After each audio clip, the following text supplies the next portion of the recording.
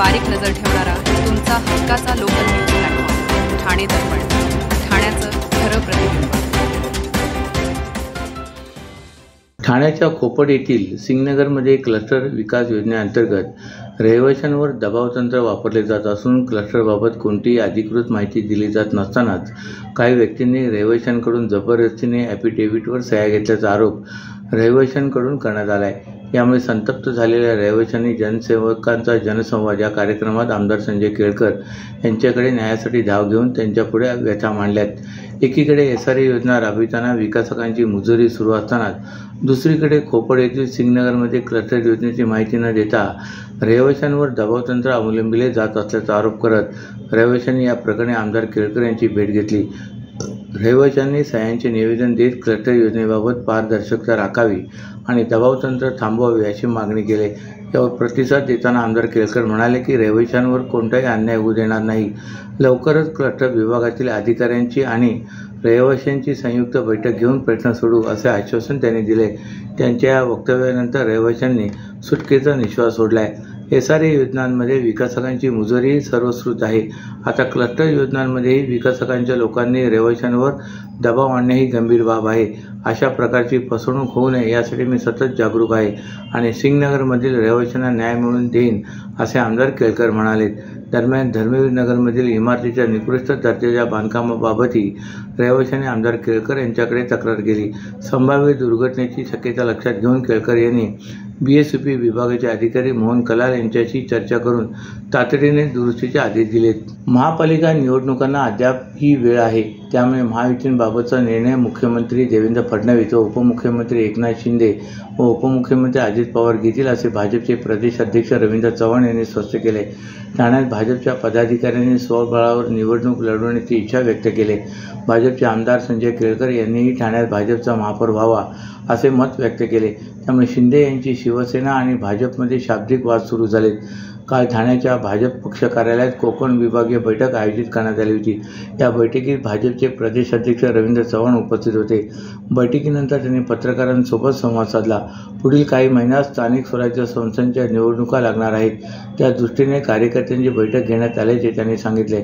भाजपच्या कार्यकर्त्यांनी निवडणूक लढवण्यासाठी पूर्वतयारी करावी लागते, ती केली पाहिजे, त्याचा फायदा हा नेहमी महायुतीला होतो असे चव्हाण म्हणाले।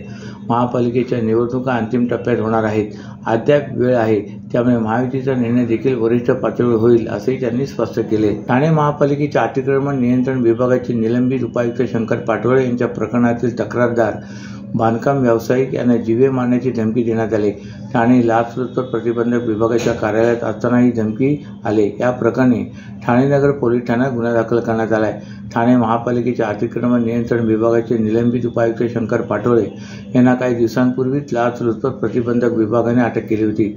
बांधकाम व्यावसायिकाला विकसित करण्याच्या जागेतील अतिक्रमण हटवण्यासाठी लाच मागितल्याचे तक्रारीत म्हटले होते।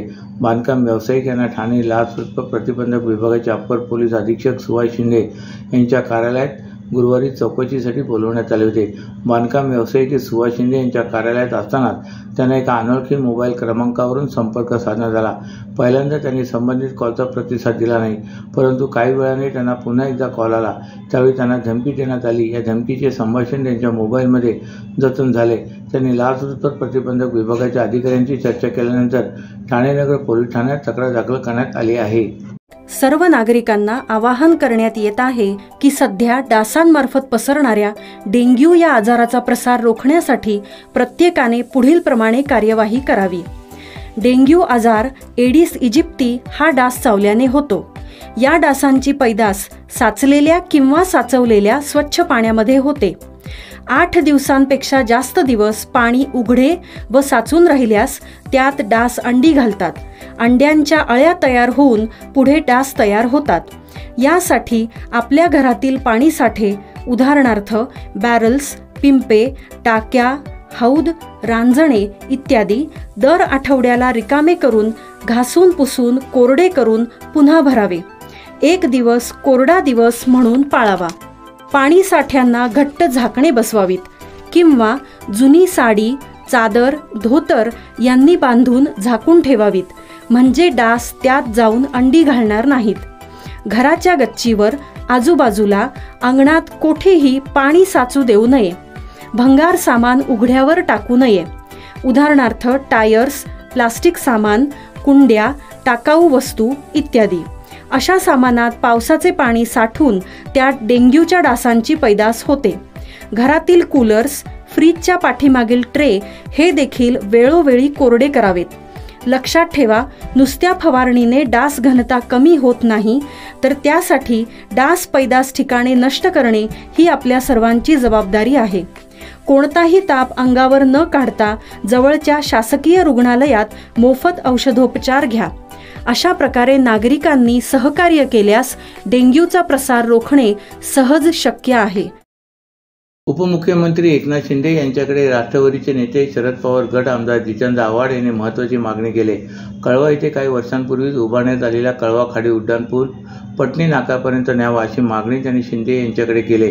हा प्रस्ताव मी यापूर्वी सादर केला होता असाही दावा त्यांनी केला आहे. ठाणे बेलापूर मार्गावरून कळवा विटावा मार्गे नवी मुंबईच्या दिशेने वाहतूक करण्यासाठी कळवा नाका येथून हजारो वाहने वाहतूक करतात. कळवा येथील जुन्या खाडी पुलावर मोठ्या प्रमाणात वाहतूक कोंडी होत होती. त्यामुळे इथे तिसरा खाडी उड्डाणपूल उभारण्यात आला आहे. ठाणे येथून कळवा विटावा नवी मुंबईच्या दिशेने वाहतूक करणाऱ्या नोकरदार वाहन चालकांसाठी हा पूल वाहतुकीस अत्यंत महत्त्वाचा आहे. ठाणे कारागृह, ठाणे पोलीस आयुक्तालय कार्यालय येथून सुरू झालेला हा उड्डाणपूल छत्रपती शिवाजी महाराज रुग्णालय आणि कळवा नाका येथे पूर्ण होतो. एकाच वेळी विटावा कळवा भागातील वाहनांची वाहतूक वाढल्यास सकाळी खाडी पुलावर मोठ्या प्रमाणात वाहतूक कोंडी होत आहे. या वाहतूक कोंडीच्या समस्येविषयी राष्ट्रवादीचे शरद पवार गटाचे आमदार जितेंद्र आव्हाड यांनी ठाणे वाहतूक शाखेच्या पोलीस उपायुक्तांची भेट घेतली. तसेच त्यांच्याकडून काय उपाययोजना केल्या जात आहेत याची माहिती आव्हाड यांनी घेतली. त्यानंतर आव्हाड यांनी समाज माध्यमांवर प्रसारित केलेल्या एका चित्रीकरणात दावा केला की कळवा येथील उड्डाणपूल पटणी नाकापर्यंत नेण्याची मागणी मी केली होती. हा प्रस्ताव मी केला होता. उपमुख्यमंत्री एकनाथ शिंदे यांना विनंती आहे, ते मंत्रिमंडळात आहेत, त्यांचा मुलगा तेथील खासदार आहे. MMRDAने तो उड्डाणपूल बांधावा असा आमचा प्रस्ताव होता. तत्कालीन मंत्री योगेश सागर यांनी विधानसभेत आश्वासन दिले होते. ते दौऱ्यासाठी तेथे आले होते. या प्रस्तावाचा पाठपुरावा आम्ही करत आहोत, परंतु एकनाथ शिंदे यांनी या प्रस्तावाकडे लक्ष दिले तर त्यास मंजुरी मिळेल. त्यामुळे कळवेकरांच्या डोक्याचा ताप कमी होईल असेही आव्हाड यांनी सांगितले. आज धनत्रयोदशी म्हणजे दिवाळीचा दुसरा दिवस. धनत्रयोदशीच्या दिवशी लोक सोने चांदी खरेदी करतात. कोणतीही धातू धनत्रयोदशीच्या दिवशी खरेदी करावी अशी देखील परंपरा आहे. धनत्रयोदशीच्या शुभ मुहूर्तावर सोने चांदी पितळेची भांडी किंवा इतर वस्तू खरेदी केल्याने घरात सुख समृद्धी आणि संपत्तीची भरभराट होते. त्यामुळे नागरिकांनी सोने चांदी खरेदी करण्यासाठी ठाण्याच्या तलावपाळी येथील राजावंत ज्वेलरीच्या दुकानात गर्दी केली होती. विशेष म्हणजे काही दिवसांपूर्वी सोन्याचा भाव गगनाला भिडला होता. मात्र वसुबारसच्या दिवशी सोने चांदीचे भाव काही अंशी घसरल्याने धनत्रयोदशीच्या दिवशी सोने चांदी खरेदी करणाऱ्या नागरिकांना एक प्रकारे दिलासा मिळाला आहे. मात्र तरी देखील दुकानांमध्ये नागरिकांची वर्दळ कमी पाहायला मिळाली. अशाच नव्या आणि ताज्या बातम्यांसाठी ठाणे दर्पणच्या पेजला लाईक करा आणि फॉलो करायला विसरू नका.